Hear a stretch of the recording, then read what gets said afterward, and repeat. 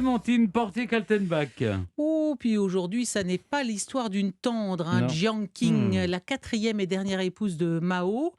Et les Chinois ont appris à la connaître à la faveur de la révolution culturelle, donc 1966-1976. Elle était déjà sa femme depuis 30 ans, mais on avait exigé qu'elle ne n'apparaisse pas dans la vie politique. Elle était un petit peu frustrée parce que elle aimait la lumière, cette femme. C'était une starlette de cinéma ratée, en somme, et elle s'ennuyait ferme à Pékin, cachée sur l'ordre du parti. Et avec la révolution culturelle, elle est propulsée sur le devant de la scène. Et là, elle va en devenir l'âme, l'exécutante. Parce que cette femme, elle est enragée, extrémiste. Elle va diriger un petit groupe qu'on appelle les radicaux, hein, donc les plus à gauche. Et enivrée par son nouveau pouvoir, elle va organiser une vaste campagne de nettoyage du monde de la culture en général et du spectacle en particulier. Alors, elle a son bras armé, on les appelle les jeunes gardes rouges. Imaginez un peu le genre de Torquemada à Colmao, vous voyez, Torquemada hein, qui sous l'Inquisition espagnole, hein. Et elle va présider à l'impitoyable éradication de ce qu'on appelle à l'époque en chinois les quatre vieilleries. Les vieilles idées, la vieille culture, les vieilles coutumes, les vieilles habitudes.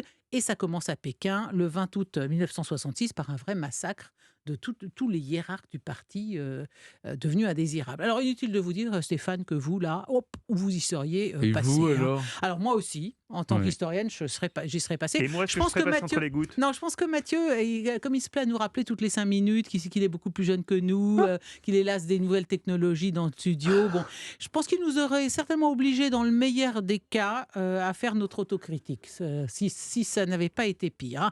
Mais pour en revenir à ma Jiangqing, alors sous sa houlette, le mouvement de purification culturelle prohibe pièces de théâtre, films, musique, opéra, tout ça c'est jugé bourgeois. Et la seule forme d'art désormais tolérée sont, vous savez, ces opéras de propagande du régime. On voit des gardes rouges qui libèrent la jeune ouvrière asservie par un infâme capitaliste. Bon, alors, Des très belles choses, hein, des les très beaux seules programmes. formes de culture et de spectacle autorisées par Jiang Qing, eh ben, ce sont ces ballets Mm. qu'elle produit, qu'elle écrit elle-même. Et il y a une chorégraphe très connue de ballet, un petit peu de ce genre, qui a témoigné de ce qu'était Jiang Qing à l'époque. Et elle dit, elle était despotique. Au début de la révolution culturelle, elle était venue assister à une répétition. À la fin, je l'ai invitée à monter sur scène, rejoindre la troupe. Elle a refusé.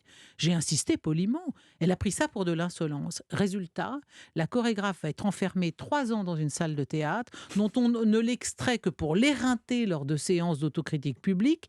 Et ensuite, elle est envoyée 6 ans à la campagne s'occuper des vaches, hein, pour se rééduquer culturellement parlant, comme d'innombrables artistes jugés contre-révolutionnaires par Jiang Qing. Sous les ordres de Jiang Qing, des milliers d'artistes chinois sont emprisonnés ou exécutés. Et elle fait châtier non seulement ses propres ennemis, mais les ennemis de ses ennemis, qui sont aussi ses ennemis. Et certains sont condamnés à rester enfermés, menottés, et ils mangent dans une auge en se penchant comme s'ils étaient des animaux. Elle était en plus absolument sadique, cette femme. Elle est affreuse. Alors, on estime que dans les années de révolution culturelle, dans cette décennie, il y a eu plusieurs millions de morts, hein. Elle était détestée des Chinois. Elle se servait de sa position pour maltraiter les gens. Elle était jalouse du talent des autres, bornée, méchante, cruelle, vaniteuse. Elle prenait vraiment plaisir à faire mal aux autres. Alors quand le grand timonier Mao disparaît en 1976, elle est convaincue qu'elle va lui succéder avec la fameuse bande des quatre. Mais la roue a tourné. Elle est accusée de complot, donc elle est arrêtée. Dans la rue et dans la Chine entière, la liesse est immense. On constitue une cour spéciale pour la juger. Elle va faire là son dernier show, hein, au tribunal, avec une morgue insensée. Elle se défend comme une tigresse, une espèce de mamie enragée, tout en noir. Et c'est là que le 25 janvier 1981, après 2 mois de procès, elle est condamnée à mort avec 2 ans de sursis. Parce qu'en Chine, la justice Ah oui. chinoise pense toujours que vous pouvez vous repentir. Et qu'est-ce qu'elle Il y a doit comme faire pour se repentir?